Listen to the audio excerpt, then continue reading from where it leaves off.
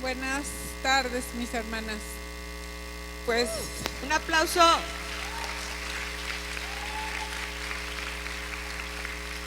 le doy la gloria a Dios de que estoy aquí hoy, porque toda la pandemia me la he pasado encerrada en mi casa. Bueno, encerrada a medias. Cuando me habló la pastora Vivis para decirme que iba a participar y que me tocaba hablar de la mujer valiente, lo primero que le contesté, le dije, bueno, lo menos que soy yo es valiente. Y entonces me dijo, bueno, mi hermana, es que así es como te ve el Señor, valiente. Y bueno, pues ahorita, aparte de todo, me cambiaron la hora. Y aparte, en vez de hablar 5 minutos, me dijeron que tengo 15. ¡Wow! Entonces, bueno, gracias a Dios. Yo tenía preparado pues lo que me dijeron de la mujer valiente, y les voy a decir.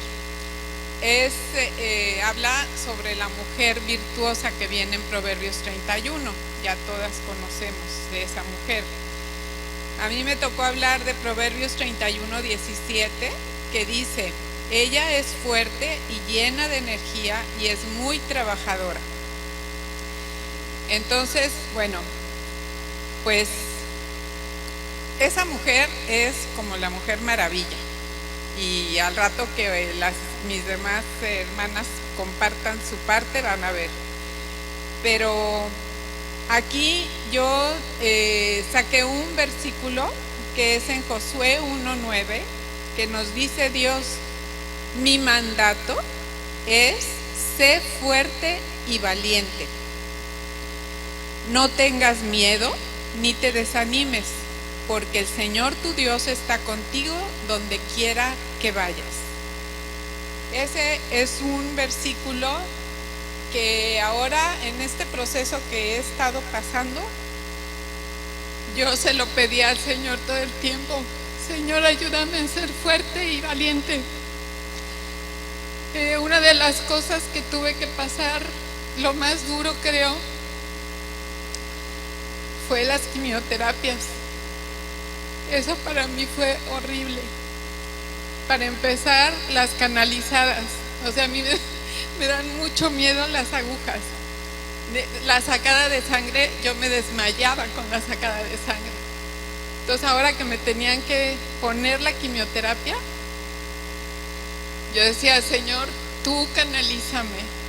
Porque yo veía, había como 15 personas a las que les estaban poniendo la quimioterapia, y con unas eran de que las picaban, y luego se iban con otra persona y hasta el rato regresaban con esa que habían picado ya como 3 veces, ¿no? Y entonces yo decía: Señor, tú canalízame, tú guíale las manos a la enfermera para que no me esté picando tanto. Y bueno, ese fue un milagro, porque la verdad sí, era nada más una vez, sí me picaron 2 veces, pero casi siempre era la primera. Y gracias a Dios fueron 4 quimioterapias nada más. Gloria a Dios, sí, eso fue un milagro. Entonces, una de las cosas era esa, que yo le pedía: Señor, ayúdame a ser fuerte y valiente. Y como decía la pastora Lilia ahorita, apréndete un versículo, porque ese versículo va a ser tu brújula en tiempos difíciles. Luego, otro de los versículos es Proverbios 31, 25. Dice: está vestida de fortaleza y dignidad y se ríe sin temor al futuro. La fortaleza y la dignidad nos la da el Señor. Dice la palabra que nuestra fortaleza es el gozo del Señor. Entonces, como decía ahorita la pastora Lulú, nuestro corazón debe de estar alegre. Cuando me pusieron las quimioterapias, lo peor de todo fue las náuseas que me daban. Al tercer día de que me habían puesto la quimio, era una cosa terrible. O sea, no quería yo ni oler la comida, pero necesitaba comer. porque ya saben que la quimio dicen que mata las células buenas y las células malas. Entonces se siente uno que se muere y parece que sí se está muriendo, pero tenía yo que comer para que mi organismo estuviera fuerte para resistir. Entonces yo le pedía al Señor, Señor, dame tu paz. O sea, yo soy tu hija, yo no me puedo estar sintiendo tan mal. Yo había tenido hermanas que me daban testimonio de que a ellas les habían puesto la quimioterapia y no habían tenido problemas, que no se habían sentido mal. Entonces yo decía, ¿por qué me estoy sintiendo mal, Señor? Y me ponía muy triste y me ponía a llorar. Y estaba yo tirada en la cama, no me quería ni levantar, o sea, estaba muy, muy mal. Entonces, yo solo le pedía al Señor eso, que me diera su paz. No quería tener temor, así como dice aquí, y se ríe sin temor al futuro. Entonces, en Salmos 28:7 dice, el Señor es mi fortaleza y mi escudo, confío en Él con todo mi corazón. Y eso es lo que yo le decía, yo confío en ti, Señor, y creo que como decía la pastora Ileana, de que una de las cosas para agradar al Señor, o sea, ella decía, que yo te agrade, Señor, y una de las cosas que yo he aprendido que le agradan al Señor, porque lo dice todo el tiempo en la palabra, es que confiemos en Él, que estemos seguras de que Él está ahí, pase lo que pase.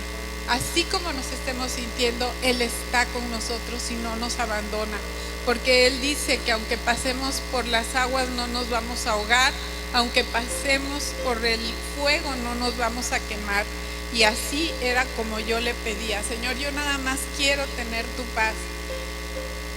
Y entonces fíjense, hoy como empezó Mónica con la alabanza, dijo que yo siempre lo he recitado como si fuera un versículo, si mantengo mi paz, Dios pelea mi batalla, y no es un versículo. Y entonces ayer me puse a buscar, porque hay muchos versículos que dicen sobre eso. Esto es una canción que nosotros cantábamos mucho aquí en la iglesia, que dice, si mantengo mi paz, Dios pelea mi batalla, victoria, la victoria mía es. Entonces ayer me puse a buscar el versículo donde viene eso y encontré que uno de ellos viene en Éxodo 14, 13 y 14 y termina Moisés diciéndoles, el Señor mismo peleará por ustedes, solo quédense tranquilos. Esto se los dice a los hebreos cuando vienen atravesando el mar, bueno, que ellos están entre el mar Rojo y los egipcios que ya los vienen a atacar, y entonces ellos le empiezan a reclamar a Moisés, ¿por qué nos sacaste de Egipto? Ahorita estos egipcios nos van a matar aquí, ¿cómo se te ocurre? Y entonces es lo que les dice Moisés, el Señor mismo peleará por ustedes, solo quédense quietos y tranquilos. Y entonces les dice, esos egipcios jamás volverán a verlos. Y si se acuerdan de lo que pasa, ¿no? Se abre el mar Rojo, ellos pasan en lo seco y los egipcios pues creen que ellos también van a pasar en lo seco. Y cuando empiezan a avanzar hacia ellos, se cierra el mar y se ahogan. Entonces, esos egipcios ahí quedaron.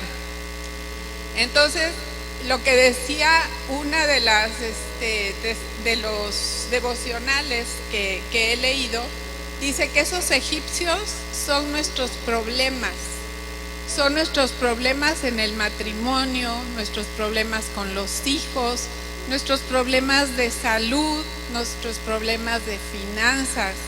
Dice el Señor, mantén tu paz, yo voy a pelear tu batalla. Y esos problemas no los volverás a ver. Amén. Gloria a Dios. Otra cosa que leí sobre la paz de Dios que dice la Biblia que la paz de Dios no es como la que el mundo nos da. Entonces hacían un comparativo que dicen que cuando hay una tormenta, las olas pueden llegar hasta unos 15 metros de altura, y esas olas a un barco grande, lo pueden lanzar como si fuera de juguete, las olas. Pero, ¿qué pasa dentro del mar, hacia lo profundo del mar? Si nosotros nos vamos a unos 30 metros hacia adentro, ahí hay paz, ahí no se mueve, el agua está quieta. Entonces, esa es la paz de Dios, que mientras nosotros estamos en esa tormenta, nosotros estamos tranquilos, en paz, porque Él está con nosotros. Y eso fue lo que yo pude sentir, que cuando yo me sentía tan mal y que le pedí que me diera su paz, Él me dio su paz. Me seguía sintiendo mal, pero tenía paz. ¿Por qué? Porque como dice aquí, no tiene temor al futuro. Yo estoy segura que mi vida, mis días están en las manos de Dios. Yo creo, confío en Él, que Él, todo esto que estoy pasando, este proceso, como dice la Biblia, es con un propósito. Todo nos ayuda para bien. Y yo he visto cambios en mí y en los que están alrededor de mí. Gloria a Dios. Gloria a Dios.